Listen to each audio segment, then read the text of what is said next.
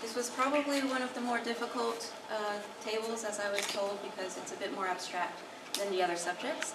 But what we came up with was that well-being starts with the individual. And if you are not happy, then it is more difficult to make your family happy, your workplace, your community, etc.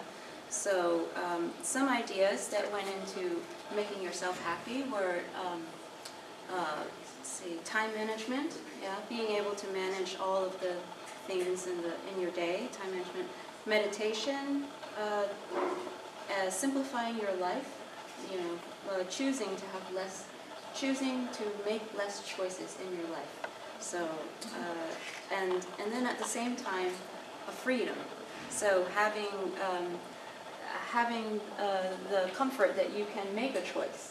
So they sort of go hand in hand, and they sort of were working against each other. But still, opportunities is one of them.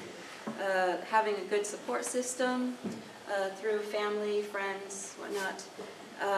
Less technology. Being less dependent on your phones and your computers, and eliminating zombie time, as somebody described. That is, there was this idea of you need a balance of work, sleep, and play, and your playtime is as much as your work and your sleeping time. And playtime does not mean just sitting around on the couch. It means, doing real leisurely activities. So those were some issues. We also talked about ways that you can pursue this happiness. And that was, over here. And one of the big topics that came up with was you need to find ways to stimulate your mind.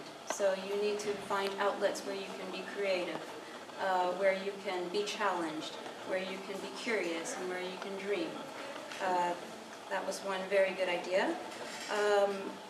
And back to the idea of simplifying, there was also a good discussion about, if we have less choices, then it doesn't mean that we are less productive.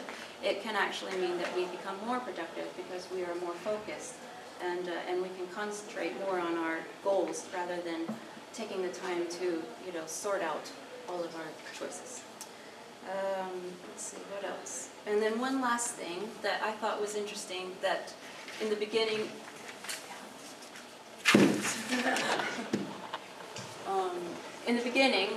we had a conversation about a connection to nature, which was really good and very important, and the need to have access to open spaces and natural places to increase your well-being. And then towards the end of the discussion, it sort of turned into, well, it's difficult to tell maybe somebody from an urban city that they need to be, in the park more often to be happy, because they actually have a different definition of well-being than somebody from the countryside. So the definition of well-being is about as varied as, as the number of people here. So that's it.